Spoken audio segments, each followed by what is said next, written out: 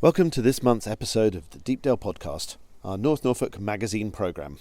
I'm Jason, it's June 2026, and in this episode I'm joined by Nick Acheson, aka the Marsh Tit.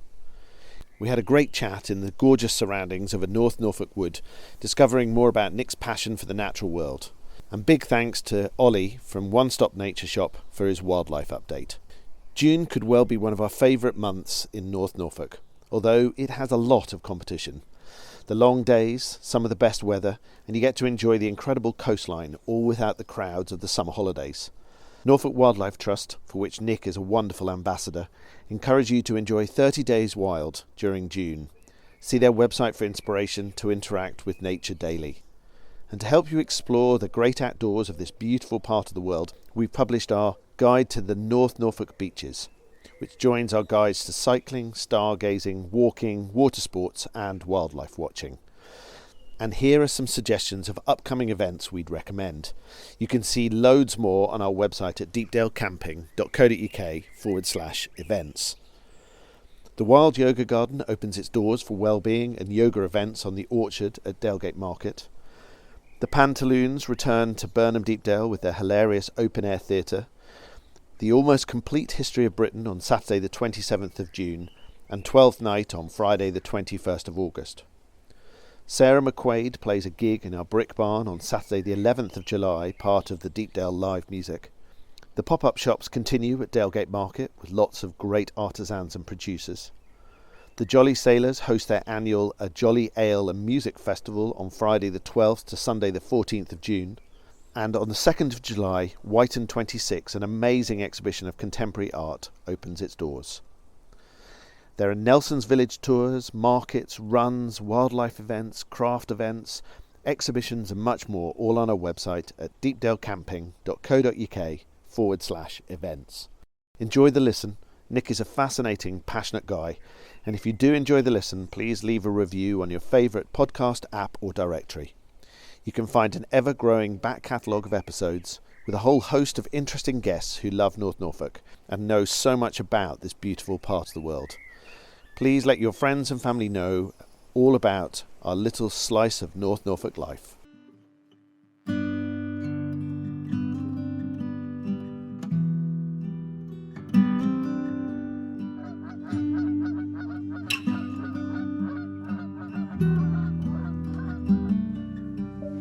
Skies all open wide, geese go high and over. Oh, now you're a beachcomber, a fistful of sandfire, sea, lavender, see you next year.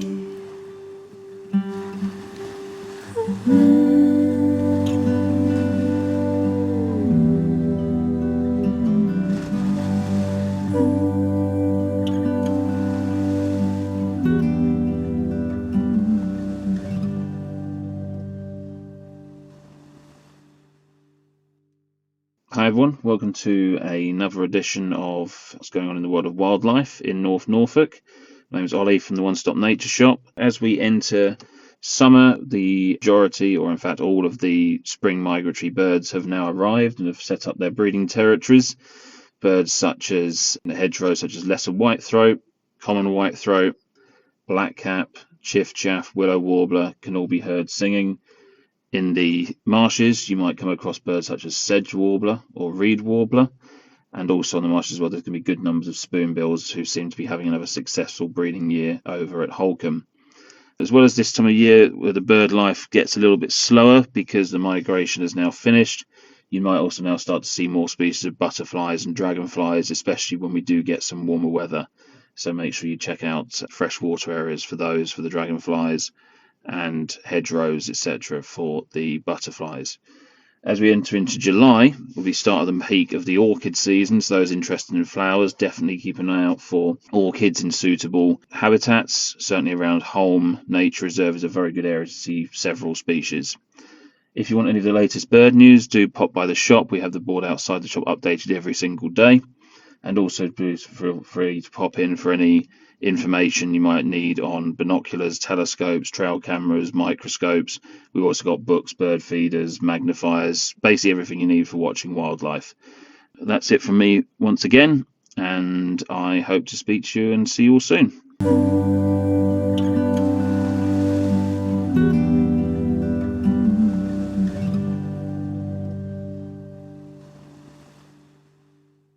So I am standing in a beautiful North Norfolk wood, and I am with a man who gets incredibly passionate about the wildlife that you would find in such wood, Nick Acheson. And he is a huge advocate for wildlife, for Norfolk. He loves what's around us right now, the trees, the wildlife, the animals that are creeping around, even the tiny little creepy crawlies that we can find in the bark that's lying on the tree next to us.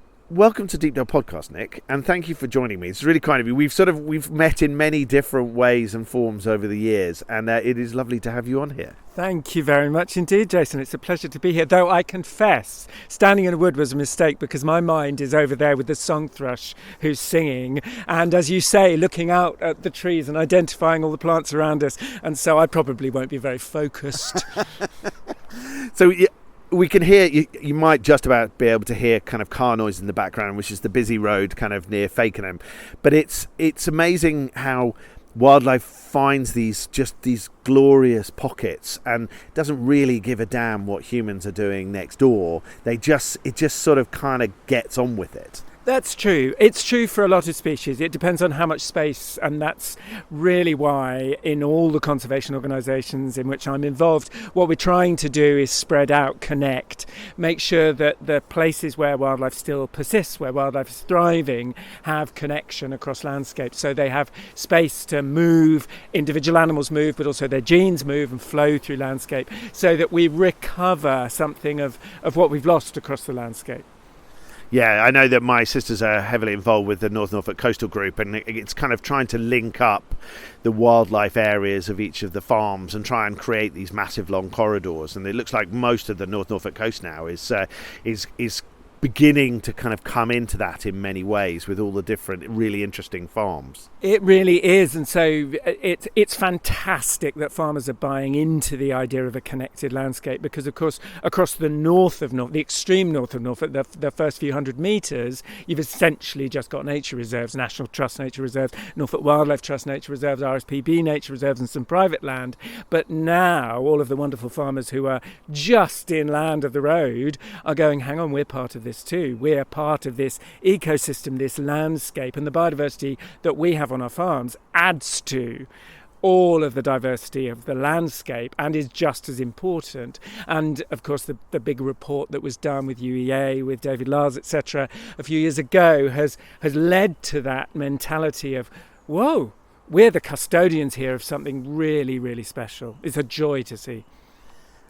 And what got you excited? What made you first kind of go, oh my word, I'm really interested in that bird song or that nature aspect? What was it? Can you remember the moment the spark hit? I don't remember a spark. I think as soon as I hatched from the egg, I was interested. I grew up just half a mile from here and used to escape to a Second World War airfield and just play outdoors, and was always enchanted by birds, by flowers, by insects, by trees, and was always wanting to learn, and then fell in with a number of biology teachers who themselves were nature people, who saw that I was really fascinated and helped me learn and grow, and so I'm deeply indebted to them.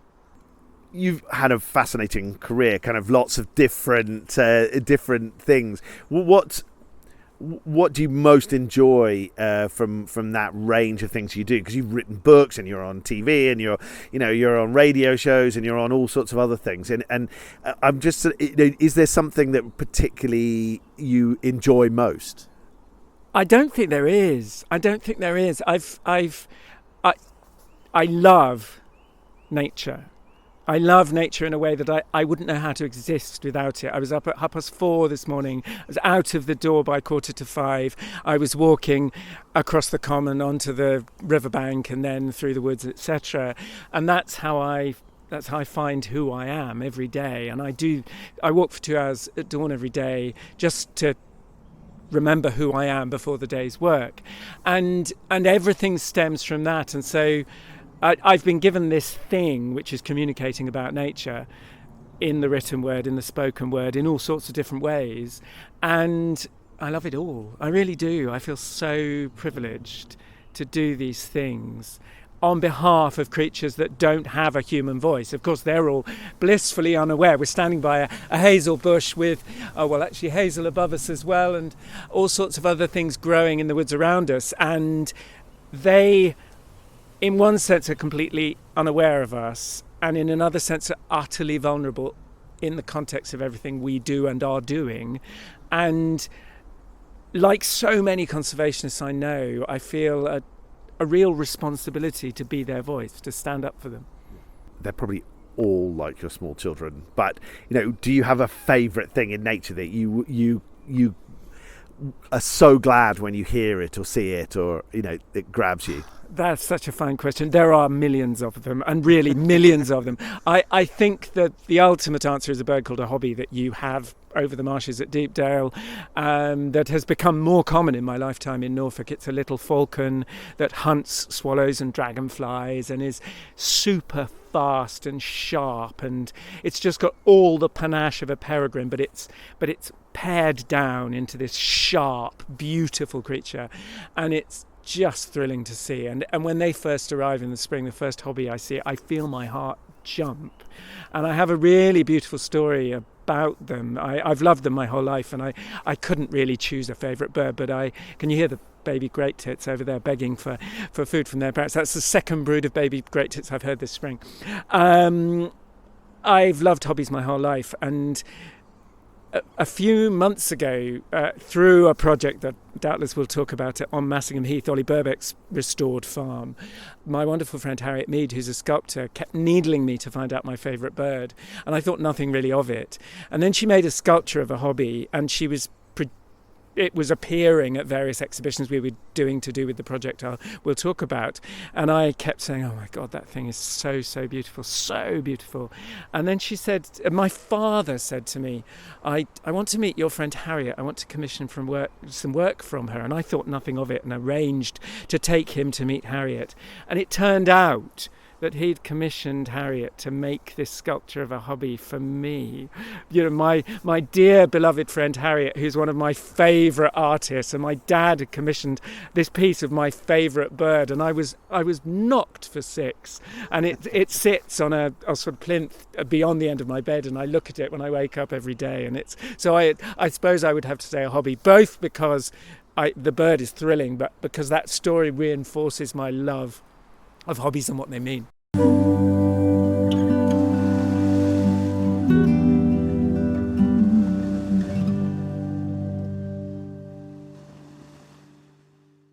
I saw you in Aylsham a few months ago, didn't we? And this was where we sort of started chatting about you coming on the podcast.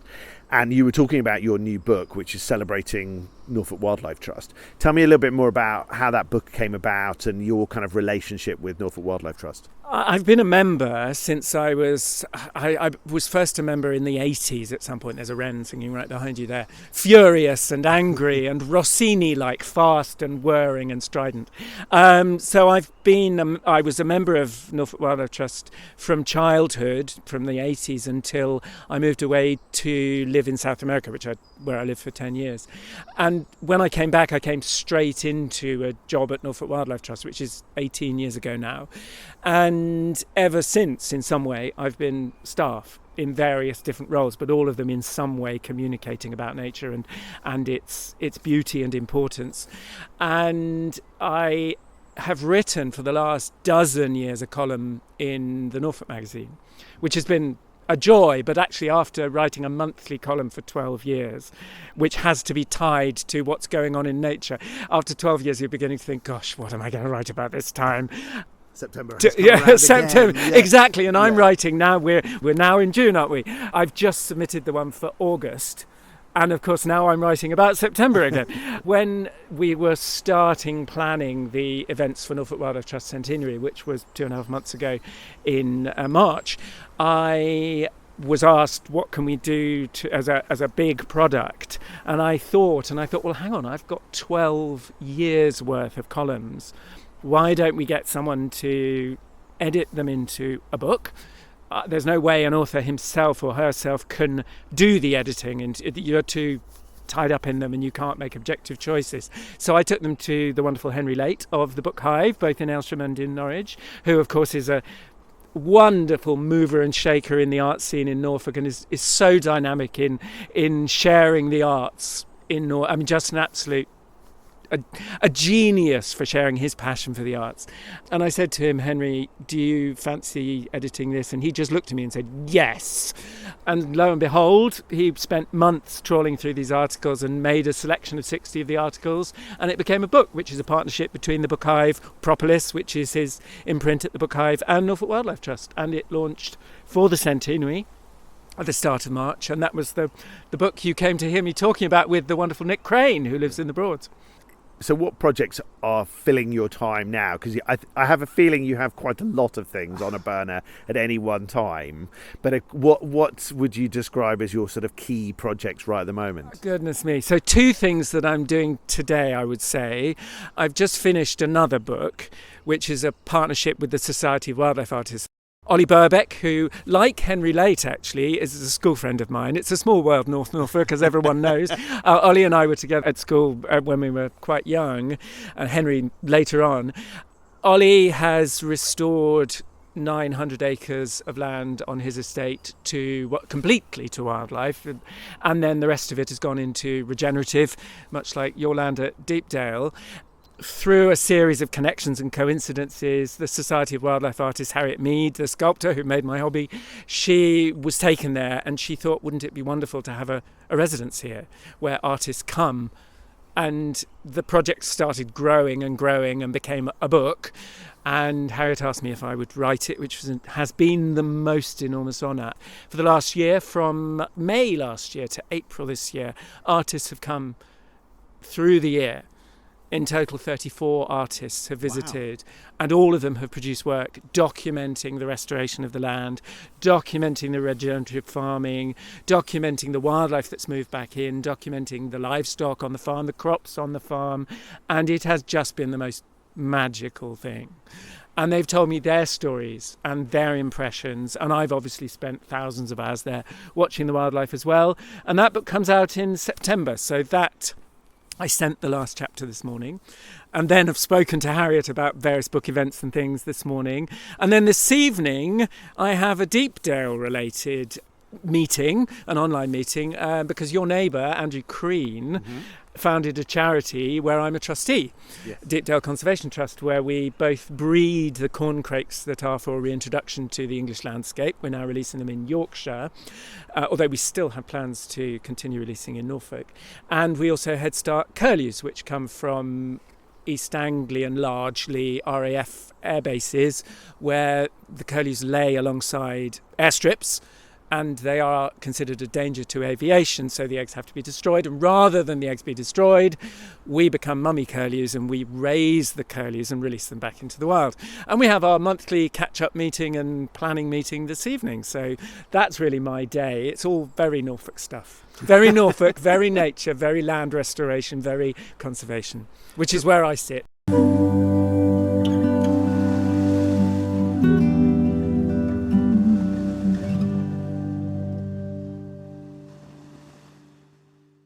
What took you to South America, bearing in mind you're a Norfolk boy and there's so much wildlife here? You know, I'm sure lots of us travel, but you know, what drew you over there? That's a great question. It was 2 things really. The first was that my first degree, my undergraduate degree, was in modern languages and literature, and I lived in France for a year. But I manipulated it so that I lived in the south of France between La Crau and the Camargue, so that I would have access to wildlife. And I really fell in love with bigger landscapes, with wilder places. It was the first time, because Norfolk, much though we have this tremendous diversity of wildlife, is still very much a farmed landscape, very, very much a managed landscape. But there you have, the Camargue is a big functioning delta. And yes, there's rice farming within it, there's cattle grazing within it, but it is still a much wilder landscape. And my ears pricked up, and my eyes, my heart pricked up, and I became much more interested in the idea of more connected landscape. And then I did a master's degree following on from my undergraduate degree, and that was in nature conservation. Essentially, it was in environmental things. And it was during that an opportunity came up to go volunteer on a project in Bolivia. And I was a bit lost about where I was going to go, and not really in a particularly good place. And I went, and following the 3 months I was supposed to, I went for 3 months and I stayed for 10 years. Following the 3 months, it happens to everyone. At the end of the 3 months, I was offered an opportunity to work, and then I kept being offered opportunities to work, and I did come back and finish my master's degree, and then I actually went and worked in Australia for a while, but then ended up back in Bolivia, and 10 years later I finally came home at another crossroads in life, and ever since I've had a wonderful relationship with Norfolk Wildlife Trust and with increasing numbers of organisations, and feel very, very privileged. Now that you've kind of sent off your last chapter for the book about the artists and, that incredible reversion, is there another big project in looming, or are you deeply in one already? There is a book, actually. There's a book. So it's what I would call a me book, because it's a while since I wrote a me book. The last two books, the Norfolk Wildlife Trust book and the Society of Wildlife Artists book, have been collaborative projects. They have been beautiful. They have been a joy to work on, and I wouldn't change a thing. But I actually have ideas for 3 big books, but I've decided which one I'm going with. But I can't talk about it. It's too fledgling. It's too much my idea that I'm working on. I've started putting out feelers and getting the information, the support that I need to tell the story that I need to tell, because a book has one person's name on the cover. A book sounds as if it's the product of one person's imagination and everything like that, but you couldn't possibly write a book without the support of an entire community of people. And for the book that I wrote about geese, which came out 3.5 years ago now, there are countless Norfolk people interviewed in it. There are countless people who read sections of it, who suggested books that I read, who spoke to me by Zoom in Iceland, who supported it. A book requires a village. It really does.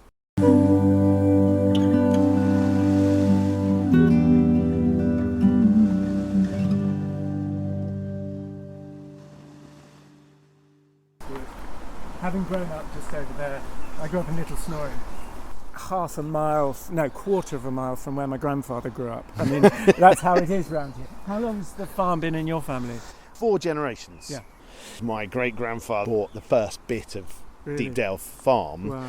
And then Grandad sort of doubled the land again, and then my father added to that. Yeah. And then I was the evil one that kind of reduced the size a bit with Dad.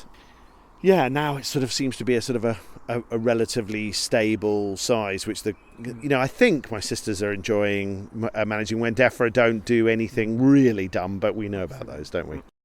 On the subject of families and generations and houses also that don't really see the sea, my great grandfather, so 4 generations of my family are buried and were married in Blakeney Church, and my great-great-grandfather co-owned the last shipping company in 700 years of shipping from Blakeney. And he had a very, very big house right in the middle of Blakeney. If you look at Blakeney from a satellite map, there's a shocking great house in the middle, but you can't really see the sea from it. Yeah. And he built a mound in the garden so he could stand with his brass telescope and watch the ships coming home to the pit, bringing whatever it was that he'd paid to import from Iceland or wherever it was. Yeah, because again, he lived in a house in a coastal town which couldn't see the sea, so he had to build a mound. I do find it, it is fascinating. Deepdale House is absolutely lovely, but and it has got some ancient woodland around it. So, there are good reasons for, I'm glad he didn't chop the ancient woodland down to get a sea view, but I am slightly surprised by the location of the house. But hey, there you go. But talking to my father and his older sister, both well in their 80s now, growing up in Blakeney, they never went near the sea. No. They lived inland in the probably the posh end, and they were always on horses on farmland inland. And I know they never swam even in the sea. My aunt told me she learnt to swim in the swimming pool at the Blakeney Hotel. And you've got the sea there, why wouldn't you learn to swim in Blakeney Pit? Makes no sense at all. But for them, the sea, I suppose, they would be the last generation where the sea was a working thing, a dangerous thing, rather than a pleasurable thing. Yeah. If you had to pick your top 3 places in Norfolk, and I know that that's a nigh on impossible, so you can cheat like most of my guests do, but you basically, if you had to pick your top 3 places in Norfolk and the reason why, what would you choose? Gosh, that is so hard, because even just thinking with my Norfolk Wildlife Trust heart, there are so many reserves that I just love. The first one that comes to mind is Ringstead Down, which has been a Norfolk Wildlife Trust reserve for a long time. And in the northwest of Norfolk, the chalk is right at the surface, and there are very few places left where the ancient chalk grassland has not been destroyed. But Ringstead Down, by virtue of being so steep-sided, is still chalk grassland, original ancient chalk grassland, much like Warham Camp, for example.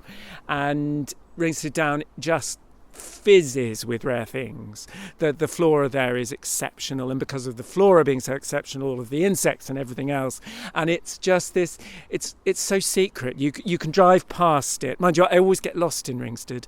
Ringstead is an absolute maze of a place. I can never find my way through Ringstead. I never know where I'm going. You do realise they took the signs down in case we got invaded by the Germans in World War II, and somebody forgot to put them back up again. Well, I would like to declare I'm not a Nazi, and I go to Ringstead with good purposes. I go to try and find Ringstead Down. But Ringstead Down, you can drive past the entrance to it from both ends, because there's a through track, and you've just got no idea it's there. And it's this utterly un-Norfolk steep-sided valley, and we, Norfolk Wildlife Trust, have this little group of British white cattle grazing it, and they just look right in that landscape. They're beautiful, and they do the job that we need them to do to conserve the landscape. I mentioned Warham Camp, which I'm going to add in as a fourth one, because again, it's such a precious place. I mean, it's so extraordinary that we have this Icony Fort in North Norfolk that is almost completely preserved, that not only is it of archaeological importance, but because of the embankment built of chalk, the flora is just glorious, absolutely. And all the plants have names like Squinancy wort and rock rose and drop wort and large wild thyme, all these magical plants with magical names. So those two are my chalk grassland sites. And so if people wanted to visit those, how would they find, say, Warham Camp? Warham Camp is, well, the best thing to do is for app users, go on Google Earth or whatever and just look for 2 concentric circles just south of Warham on the road that goes from Whiten to Warham. Yep. And you just pull off by the road. There's a little track. It's owned by the Holcombe Estate, but managed both for its biological diversity by Holcombe Estate, but also for its archaeological importance by English Heritage. And it's just a glorious, glorious place. But you can't have a picnic there. Okay. Because there's a little plant called stemless thistle or dwarf thistle, which grows flat to the ground and is the spikiest thing you've ever seen. And there isn't a square inch of ground that doesn't have stemless thistle growing on it. It's not the place so to not sit. the place to sit down. You need some seriously impermeable ground sheets in order to have a picnic at Warham Camp. So thinking of somewhere else. So if you wanted to visit Ringstead, I would go to the Norfolk Wildlife Trust website, which is norfolkwildlifetrust.org.uk, and there's a whole gazetteer of the reserves. My second site is also a Norfolk Wildlife Trust reserve. Of our ancient woods, the one I think I love the most is Foxley Wood, for a whole range of reasons. It's halfway between Fakenham, well, closer to Fakenham really, but on the road to Norwich, just near Bordswall. It's mentioned in the Domesday Book, so exactly, gives you credentials. So we know it's at least 1,000 years old. It's about 300 acres. But during the 1960s, it was essentially sprayed with Agent Orange and most of the wood was destroyed, and then planted with non-native conifers, which were not suited at all to the heavy clayey soils of much of the wood. So they were spindly, weakling things. And Norfolk Wildlife Trust bought it in 1988 and over a period of years removed all of the conifers and gradually has restored the ancient flora. And there was a vicar in Ling, just south of the road, in the 1700s, who, as 1700s vicars very often didn't spend a lot of time thinking about God, spent a lot of time doing natural history in the woods. I guess they would see that as being God-given. It could well have been. That would be their excuse. That would be their excuse indeed. And it was God's creation. He kept a diary of all of the plants he saw in Foxley Wood in the 1700s. And we knew we'd restored the wood when every single plant he mentioned was found in the wood. Isn't that magical? Wow. Yeah. And we've just last year added another 100 acres of land, reaching up to Marriott's Way on the north side of Foxley Wood, meaning we can actually, for the first time in 1,000 years, because we know how big it was in Domesday, expanded the size of the wood, and we will allow the flora of the wood to spread back into a piece of land it hasn't occupied in centuries, which is just thrilling. It's the most wonderful place. Wonderful place. What are you going for your third? Oh, my goodness me. My brain is throbbing with thoughts. I've got so many. I think at the moment I'm going to circle back to Ollie Birbeck's farm in Massingham, so in Little Massingham. The heath, as it's called. Now, heath is a word that's usually used to describe acid soils, heathy, heathery sorts of places. And there are little outcrops of acid soils where there's a deep pile of sand left by an ice sheet. But essentially it's chalk landscape again. But the reason it's so precious is that having been chalk grassland since the felling of the wildwoods for thousands of years, probably 3,500, 4,000 years, it was ploughed up under Dig for Victory in the 1940s. And it's completely understandable why that happened. There was a national emergency to end all national emergencies. So the heath was ploughed up. And by the time Ollie inherited the land a decade ago, he came in as a non-farmer. He'd been in the military for decades. And he came in as a non-farmer and he went, hang on a second, why are we pumping this land full of nitrates that cost us a fortune and pesticides that cost us a fortune, and we don't even break even on the crop that we're producing? Why are we doing this? This makes no objective sense. So he looked into ways to restore it, and happily he fell in with the right person at Natural England, an amazing guy called John Ebbidge, who's a real man of the land. He's a wonderful guy, and John advised him to work with a tenant farmer on the Sandringham estate called Ed Cross, who is one of my heroes. And Ed, he is the gold standard of landscape restoration. All of his seed mixes with which he sows sites to restore ancient grassland or heathland or whatever are hand gathered from ancient sites within a few kilometres of the recipient site. So we know they are the seeds of the plants that evolved in that landscape, that have lived there for thousands of years.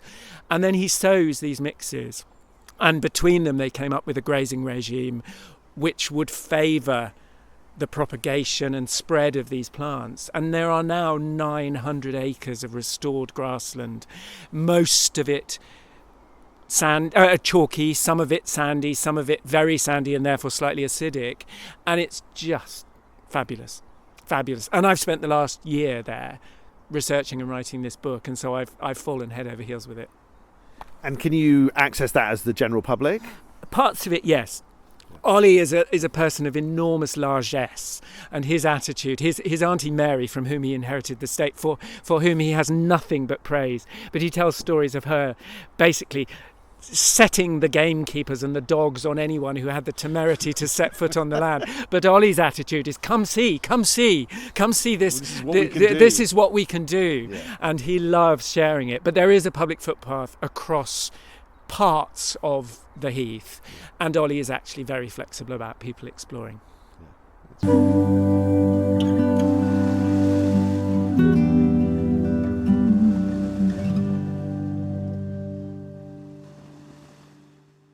We had the Open Farm Sunday last weekend at Deepdale, and there's nothing more enjoyable than seeing people realising what's happening within a landscape and the reasons for the landscape developing the way it does, and I think I don't organise that one. That's my sister's 100%. But when we used to do the sort of the walks around the farm kind of, and I used to take them and you standing and explaining, this is a beetle bank and we're doing this and these are the areas round the fields, and that allows the beetles to work their way across and hopefully they'll deal with the pests, and people are like, wow, and they're just so disconnected from the land, which is heartbreaking. And so anything that helps with that, I think, the better.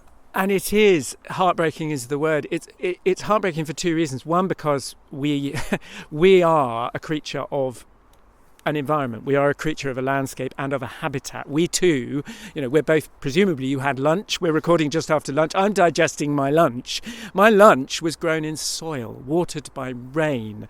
It could only grow because of fungal mycelia and bacteria in the soil and the gentle light of the sun and all of those things. It can only exist. I am a creature of an ecosystem, and we can't survive without ecosystems, so we need healthy ecosystems, not just because I love the beech tree that's above us and the hazel trees that are around us and the hollies growing beside us and the sound of the wind in the trees above us. Those are the things that make me me, so they have a right to exist for that reason. But we also can't exist without them. So that's one reason it's heartbreaking that people are divorced from the land. The other is to do with our soul, our spirit. We evolved in a landscape. We've existed as a species for a couple of 100,000 years, and it's only really in the last 200 years that any of us anywhere on Earth have been divorced from daily personal interaction with soil, with rain, with wind, with sun, with flowers, with birds, with a need, a deep, both physical and spiritual need to understand the land. And suddenly we think it's all right to live off an iPhone or an iPad or a set of earpods or AirPods or God knows what they're called, and we think that's nourishing us as a species, and it bloody well isn't. And we need to rediscover, both for our own physical survival, because without the wild we can't exist, but also because we are a creature of it. It's where we evolved, it's where we belong, and we are so much healthier and happier with the sound of the wind in the trees as we can hear above us right now. Yeah. So when was it in life that you realised that you could kind of look at this tree and you kind of knew what it was and probably how old it was? And is it just from years and years and years of spending time in nature and around people that knew more than you and just learning from them?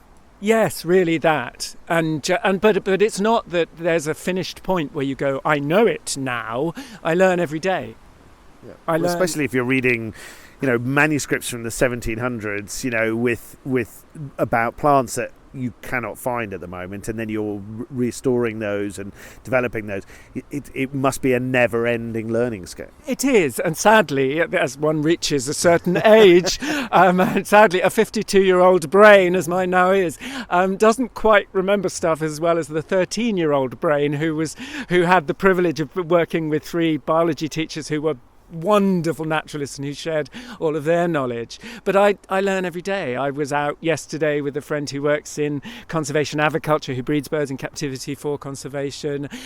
Last week I was out with Ed Cross, the farmer who restores landscapes, and every one of these people shares insight, shares knowledge. But to jump back to your question, there's never been a point where I've thought to myself, gosh, I know. But my whole life I've wanted to know. But my interest has changed, definitely. I used to be fixated. Birds birds are a gateway drug to biodiversity. and so birds were my first real passion. And I wanted to, I was upset that I'd never seen a stone curlew, or I'd never seen the migrating black terns or little gulls or whatever, and I was desperate to see them, and would doubtless have been bothering my parents to, oh, but there's one of these, please, please, please, I need to go and see it. I'm not like that at all anymore. I don't have this burning need to see everything. But I do. We're standing in a wood that has a long, long history of human land use. And there's a coppice hazel right next to us, but it's a hazel that was last coppiced 100 years ago. And there's a story there. And then there's an oak, the other side of us, that's hundreds of years old. And that oak will have been planted for or allowed to grow for a completely different purpose. And then there would have been pigs run through the wood in the autumn for pannage to pick up the acorns. And my relationship now is with landscape and with all of the creatures that live in it, but also all of the people who live and have lived in it, and the stories of all those things together. And that's really what motivates me now. And I no longer need, I still love, when I see if a honey buzzard, as a honey buzzard once did over the road that perhaps you can hear in the background, that when I see a honey buzzard, I punch the air for the excitement of seeing a honey buzzard. But I'm no longer desperate to see a honey buzzard. But I just feel this deep, deep sense of belonging in this landscape and feel unbelievably blessed to have that. And do you feel positive about the future and nature? Oh. Or are you... do you feel that we've still got a lot of things to do and change? I think the second option. I was actually writing I never write talks. All my talks I make up as I go along. But I was preparing the PowerPoint for a talk I'm giving in Lincoln on Saturday. I hope it's Saturday. I'm going on Saturday. A conference I'm speaking at in Lincoln on Saturday. And it is about finding hope because the truth is things are very, very, very dark. As you know, as a farmer who's devoted your farm to regenerative and organic agriculture, the state of the land is abysmal. Not only from the point of view of biodiversity, which, as we've mentioned before, is intrinsic to our own existence, but also because as we change the climate, and it's of course a vicious circle, because farming leads into changing climate, but then is affected by changing climate. And until this massive rain we've just had, people have been looking at their cereal crops and going, my barley's a bit thin, and now it'll get fat because we've had this lovely big rain. But had we not had this lovely big rain, then farmers would have been looking at a pretty poorly crop and a great loss of income. And so it's this cycle, and the landscape is in a very, very, very poor way. Aldo Leopold, who said side effect of an ecological education is that one lives alone in a world of wounds. The more you know, the more you can see has been destroyed or is being destroyed. And if one doesn't know, I was on a bus. I try to go everywhere by public transport if I can. I was on a bus to Norwich a couple of weeks ago, going across a well-known estate, and all of the farms, all of the fields were radiant with crimson clover, and they looked beautiful. And crimson clover is not harmful. It's sequestering nitrogen. It feeds certain common invertebrates. It's not a bad thing. But in the minds of most people, they would go, wow, that's so lovely, they're feeding the bees. And in my heart, I was going, but native plants could so much better do that job and could so much better feed the invertebrates that have co-evolved with those species in this landscape. And the trouble is, the more one has the privilege of knowing, the more one can see what's missing and what's been harmed and what's being harmed. Yeah.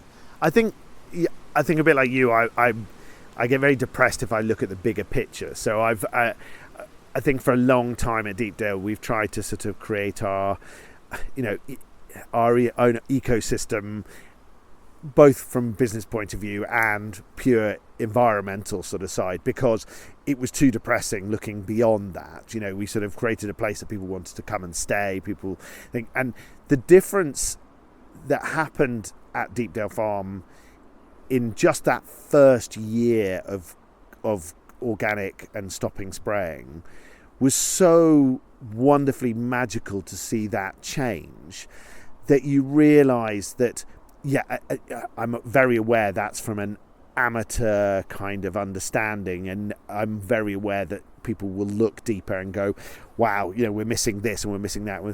But to see the change that could happen with just what was a relatively minor change, really, on a relatively small bit of land, surrounded by an awful lot of other things, was just glorious to see. And I kind of hope, as I hear that places like China are going massively down the route of sort of solar and and wind and stuff, because they've seen how that works, and that Trump will hopefully never win the argument against sort of renewables, simply because businesses will go, well, kind of adds up for us, and best will in the world, unless you're going to tax it till the point where it doesn't, we're going to do it. So I'm hoping that sense will begin to prevail. As when Beijing gets full of sand because they've destroyed the environment locally, they have to make a change, or they have to abandon their capital city, which they don't want to do. So therefore they have to make the change. And once Trump has gone and his cronies hopefully have been washed away in that same whatever thing, then metaphorically washed away. Yes. Nobody is advocating violence on the Deepdale podcast. Absolutely not. But hopefully there will be a change of thought, because people will have looked at it and gone, well, that didn't work, and that's what I'm hoping, and I'm trying to be massively positive about, because I want my daughter to grow up in a world that isn't utterly stuffed. When he's standing in a wood like this, and you're looking at the beauty of nature, I know it's very close to an urban centre, and it's got things, but it's got a sense that nature will take back if we let it. Then I think for me, I'm trying to stay on a sort of a positive route. I think you're right, and there are lots of things in what you said about the ecosystem of Deepdale. It's not just a physical ecosystem, but also a psychological ecosystem, because if one sets out to do good in the world, it can be for Ukrainian refugees, it can be for any good that one can try to do. One has to focus on what's possible within the limits of one's own ability and scope. Yeah. And so if you own a farm, you can make that farm better for people, for nature, for the environment, and that's on you. Yeah. But you can't make everything better everywhere else in the world. No. And it's really important to stay hopeful. There's a book called Hope in the Dark by Rebecca Sonnet, an amazing US thinker, extraordinary woman. And I don't remember the exact words, but she says that hope's not a vague wish. Hope is a cudgel with which to hammer down the doors of opposition. Hope is an action. Hope is a doing thing. We have to hope. We have to decide to hope. Because the wren that just sang a second ago, the hazel, the old coppice hazel that's beside us and the ancient oak here, they're not going to survive just because we like them. We have to mean to protect them and give them more space in the landscape. And that requires tenacity. It requires commitment. It requires passion and vision.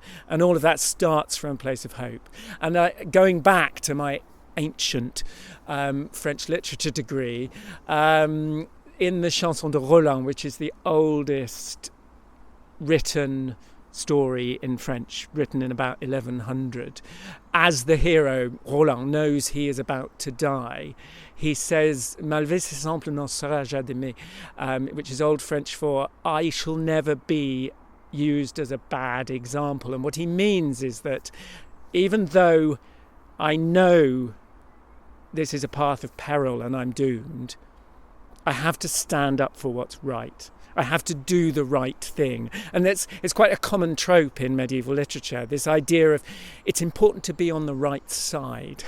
No matter what we lose, you don't waste your life trying to do good.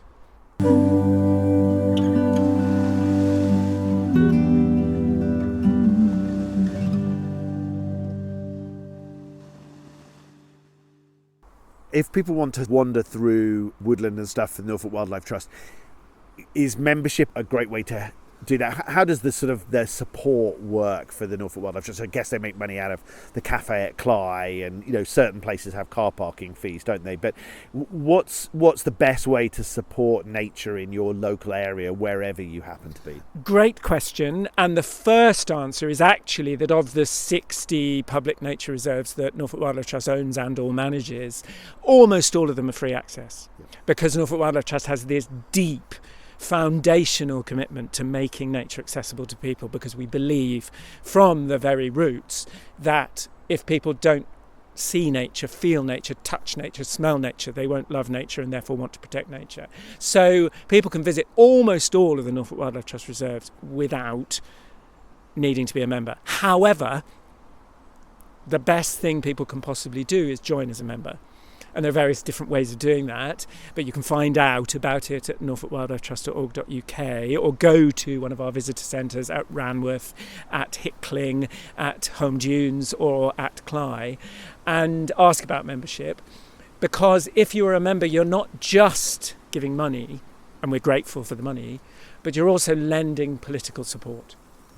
Because we are part of an organisation, a mothership organisation called the Royal Society Wildlife Trust, which has 46 members across the country, and together we have 850,000 members. And politically, that is an important part of the population, and we're listened to because we come together as one voice to speak up on behalf of nature. So the more members we have, the better. Plus, of course, we have all kinds of ways of communicating with members, of sharing the message, and people might hear about a particular initiative and think, wow, that's totally up my street. That thing is in my village, or that thing is in my area of the county, or that thing is about hedgehogs, and hedgehog is my favourite animal and I really want to do something to help. And we ask for help in all manner of different ways.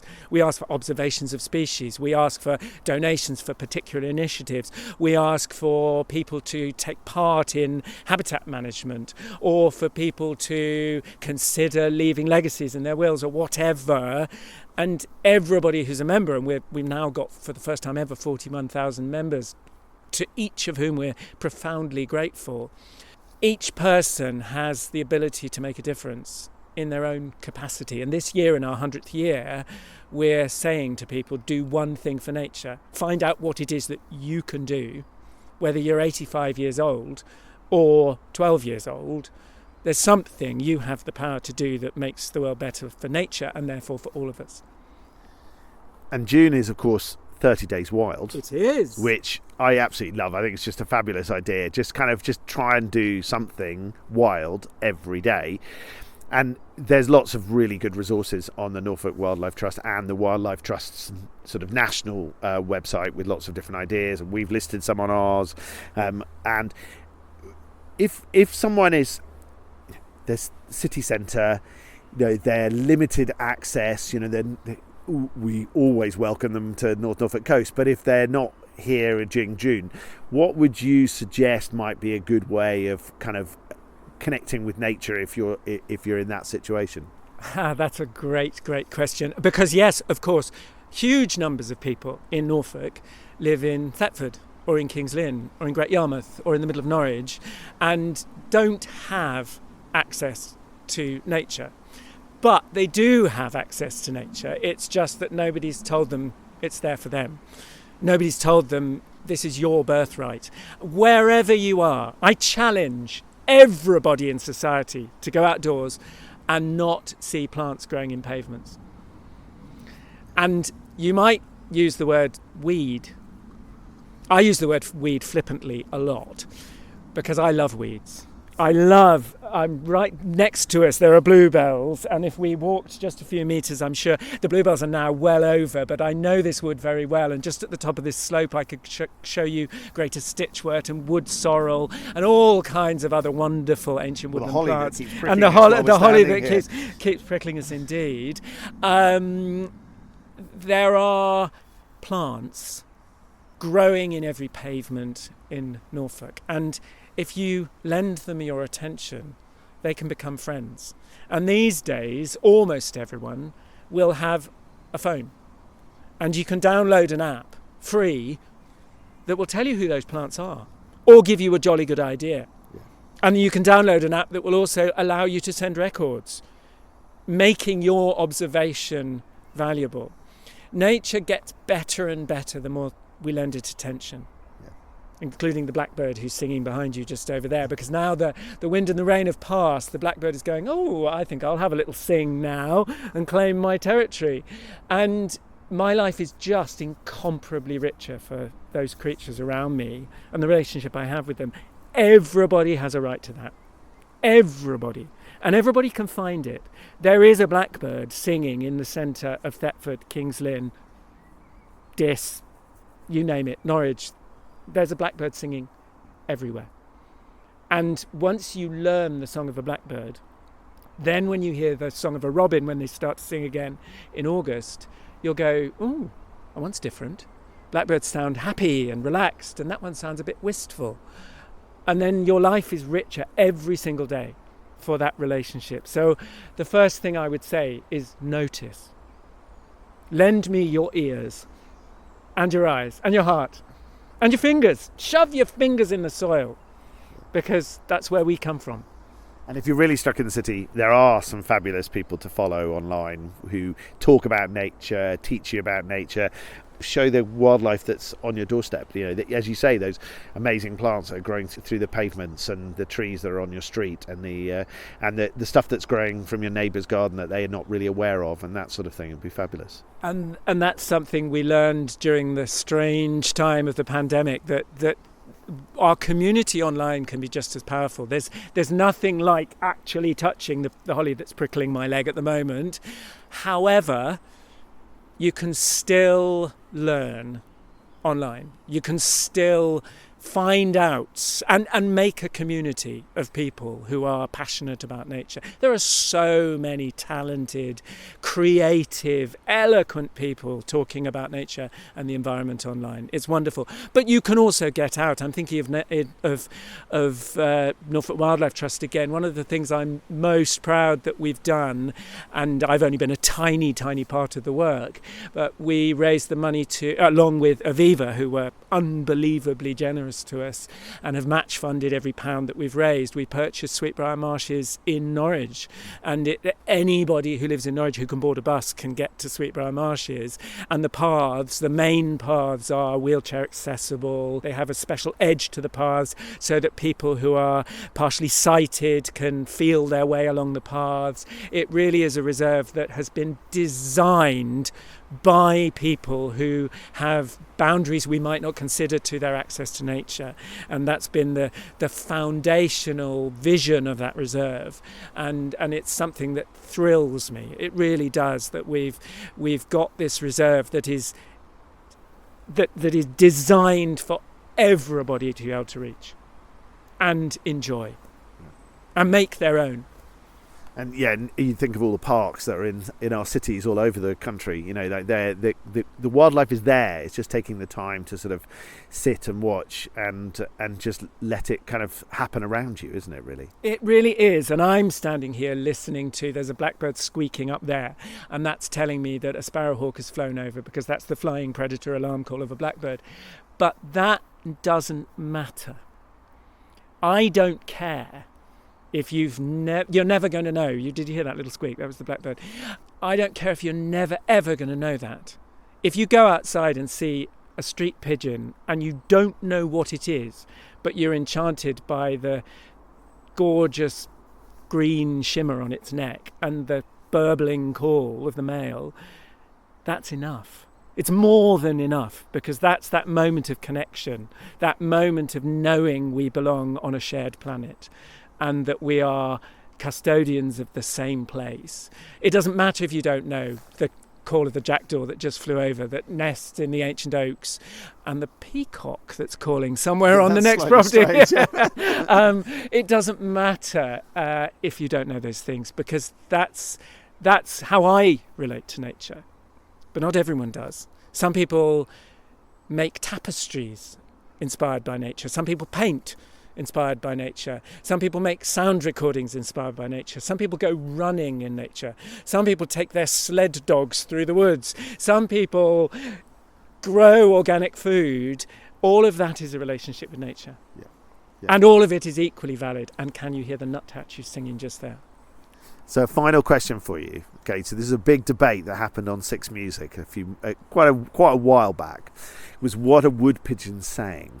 And the general decision seemed to be, my toe hurts, Betty. So what do you think it is? Absolutely not. Absolutely not. So I need to start with what collared doves are saying. Collared doves are the health and safety operatives of the bird world, and they are worried about everyone's safety, and they constantly say, be careful, be careful, be careful. And you can tell that collared doves are deeply concerned about everyone's safety, because when they land on a bird table, they always go, woo, because they're relieved to have made a safe landing. Wood pigeons, though, are specifically concerned about your safety. And what they say is, careful, Jason, be careful, Jason, be careful, Jason. But then they decide they really couldn't care about your safety anymore, and the last note is always just, and that is what a wood pigeon is saying. Okay. Well, I'll check in with the Six Music listeners and see what they say. But I think my toe hurts, Betty seemed to be a fairly popular one, and I hear it out the window of my office and go, oh my God, that's right. It's scary. But I will listen carefully for the health and safety messages. That'll be good. Excellent. So if people want to find your books, your columns, that sort of thing, where's the best places to sort of head? It's all on my website, which is themarshtit.com. themarshtit.com. Excellent. And your books are for sale in the Book Hive, in both Aylsham and in Norwich. Norwich being the original one, of course. They are indeed, and also at Norfolk Wildlife Trust visitor centres. And keep an eye out for the next book, the one with the Society of Wildlife Artists, which is called This Healing Heath, and it'll be out at the end of September. It's with the designer now, and it'll be available from the Society of Wildlife Artists, but also in quite a lot of Norfolk bookshops. It's been an absolute pleasure to stand in a wood, amazingly without the rain that we had expected to soak us to the skin, and to hear your absolute passion for wildlife and for Norfolk generally. Thank you so much for being on the podcast. It's been a huge pleasure. Thank you for inviting me. Thanks for listening. Please do let your friends and family know about this North Norfolk podcast, and we'd love to hear your suggestions and submissions. Email podcast@deepdalepodcast.co.uk.